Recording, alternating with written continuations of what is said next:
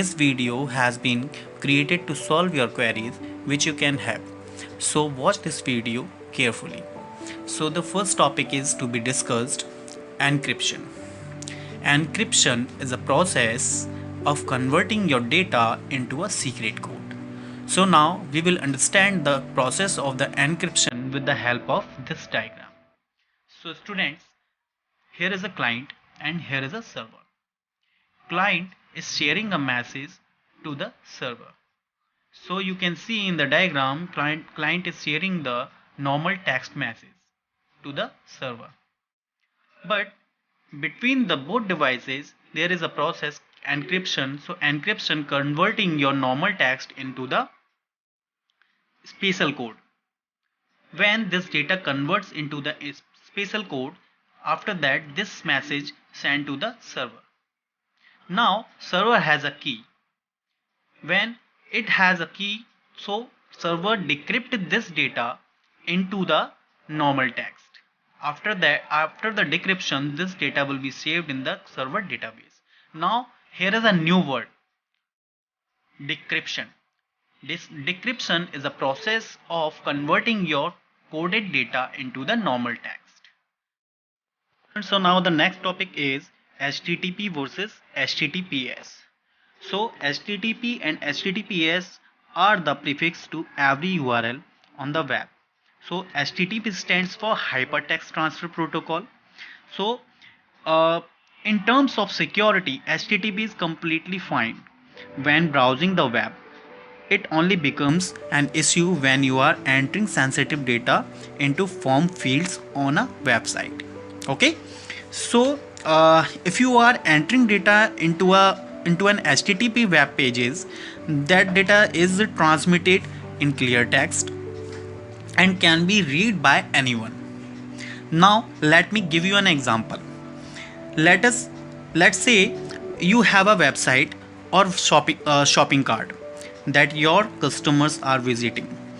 If your customers enter sensitive data on that web page and it's only HTTP, web page means data means customers are entering data like ATM details, account details, etc.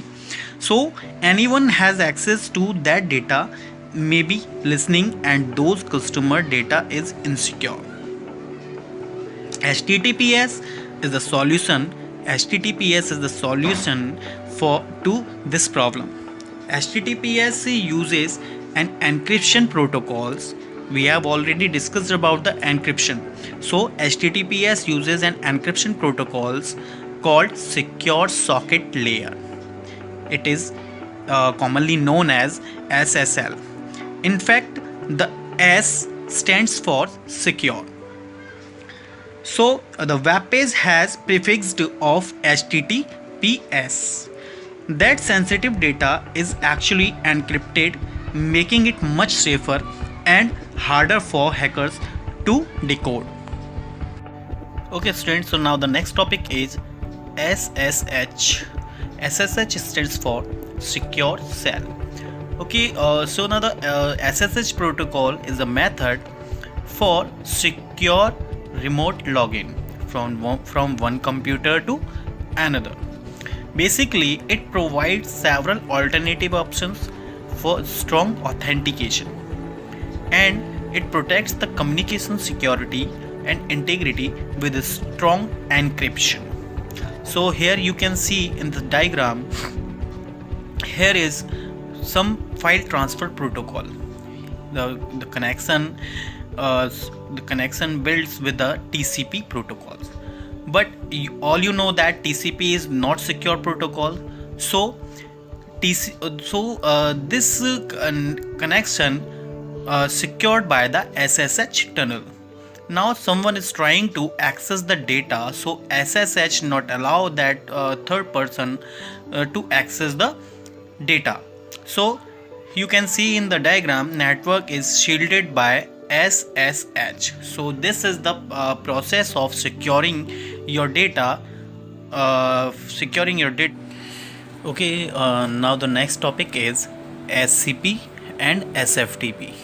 Basically, SCP and SFTP both are the file transfer protocol, and in previous video we have already discussed about both of the protocols, but now in this video we will discuss about the little bit differences between them.